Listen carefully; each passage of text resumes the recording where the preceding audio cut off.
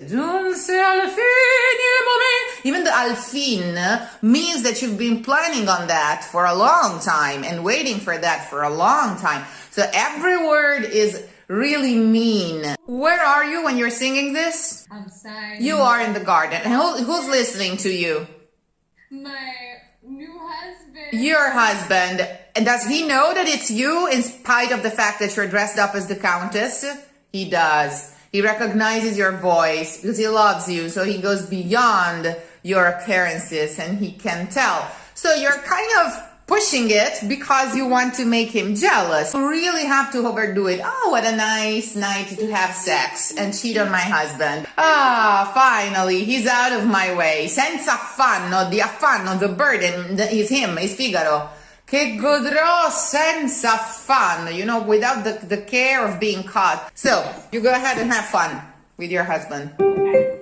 Ah, timide cure, yeah, I feel maybe I shouldn't, but no, sortite dal mio petto, uscite dal mio petto. Nature itself is claiming that this is righteous, that this is to be done. Everything is too perfect. Godrò! And of course, we already discussed that godrò is to feel pleasure.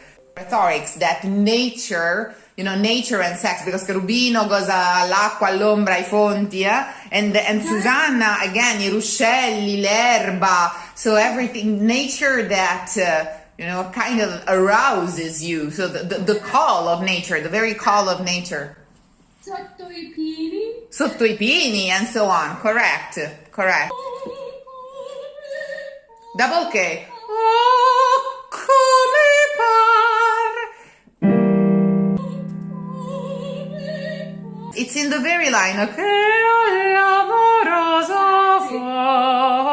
There are no doubles there.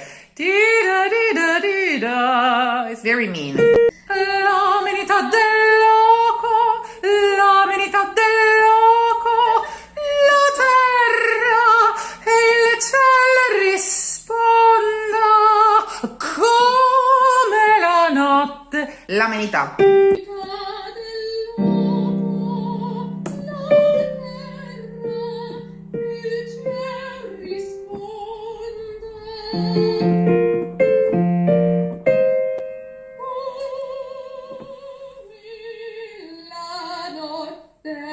Notte I furti miei. La notte. That is sort of a nuptial march, okay? It has the solemnity of a nuptial march. To be is very solemn, to be just a seduction aria, and in fact is crowned by a crowning. Ti vo alla fronte incoronar. She speaks of a crowning.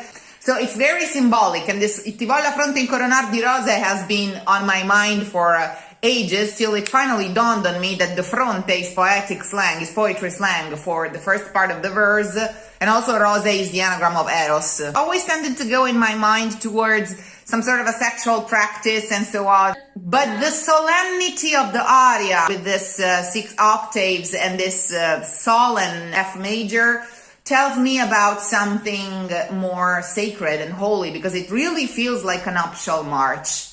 And you know, the hieros gamos, the holy wedding, the crowning of your queen and of your king and so on. So it really deals with... And during her real nuptial march, you had to worry about the countess and Barbarina, like all this other crap. To deal both with the keys that Mozart is using, this falsa cadenza, this cadenza d'inganno to the re minore, the minor king, the D minor, which for Mozart is the key of deceit, you know, the queen of the night and of darkness and of evil and of shade, so on, that then finally resolves on this luminous major, F major of the nuptial march. Something deeper. It's deeper and it's more structural. It's poetry, great poetry and great music somehow are always very self-referenced. They speak about themselves. They tell about themselves in, you know, in their very words.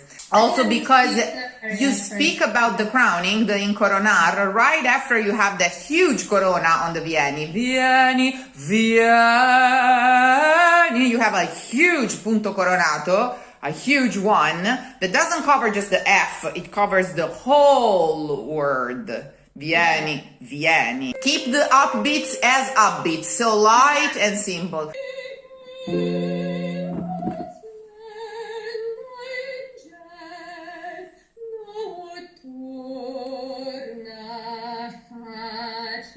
Don't overdo it. Finché non splende nel cielo notturna face.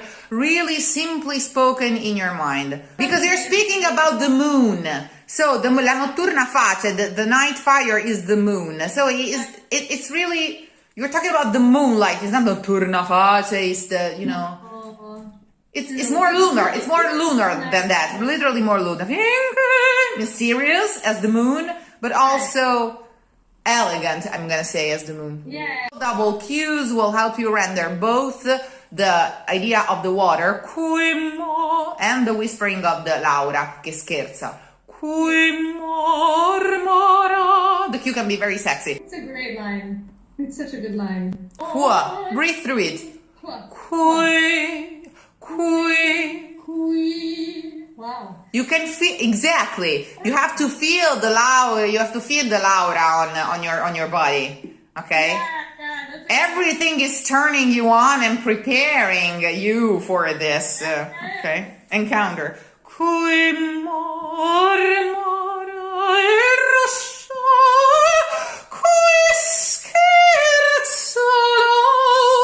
You have the m, the sh, the sk, the ts. You have all of them in order to portray both the landscape, the outer landscape and the inner landscape.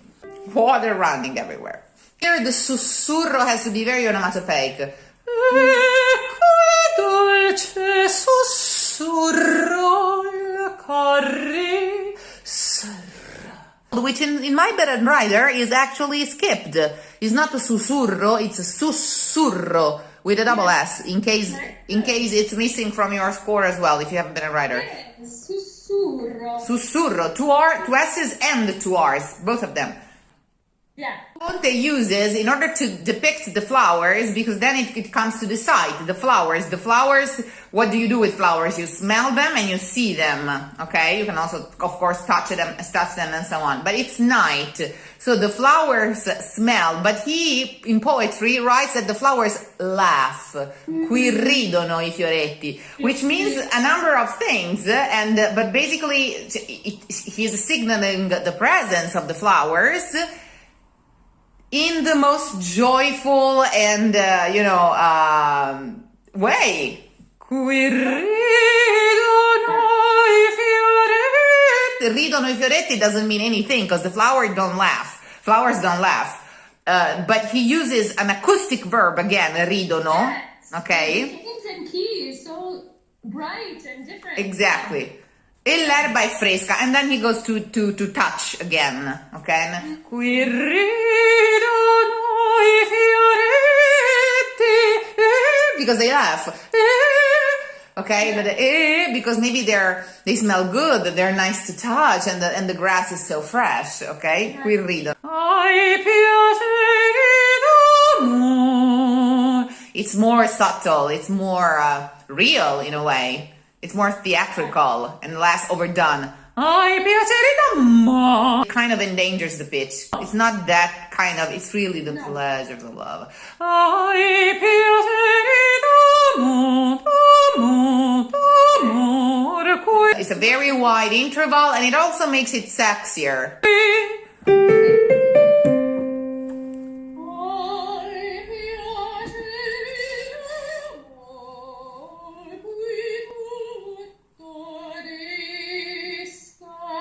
You just need to mind and manage to nail the vowel in your mind. You just have to train your mind, not so much your voice. D'amor.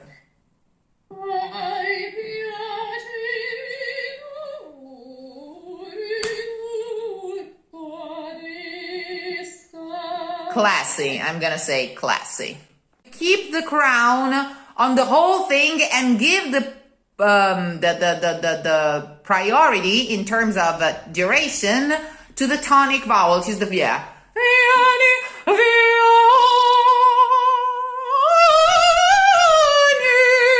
as long as I hear Vieni, yeah. okay? Because if he writes ta, ti dan, okay, putting the proportions needs to be kept, okay? Yes. Yeah.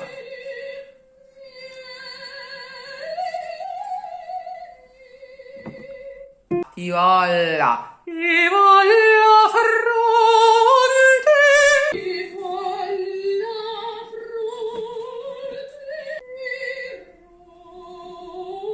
No double R whatsoever, and a very wide open O. Ti volla fronte in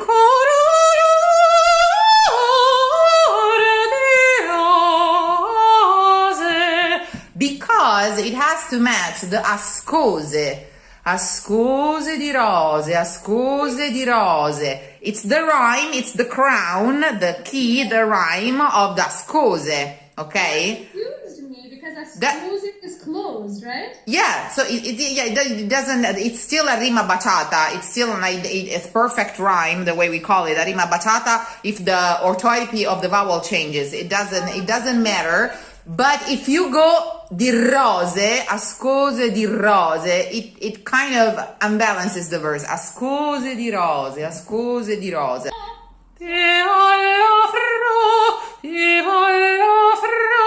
So you give the right ti vo pam pam, ti volla fro. You give you conduct the conductor.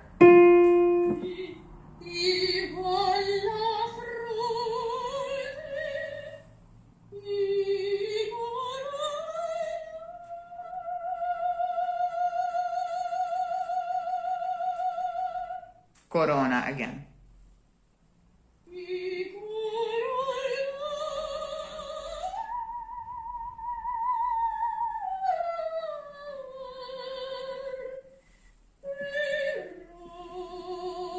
No, I doubled the R. Oh, it feels much better without the double R. Wow.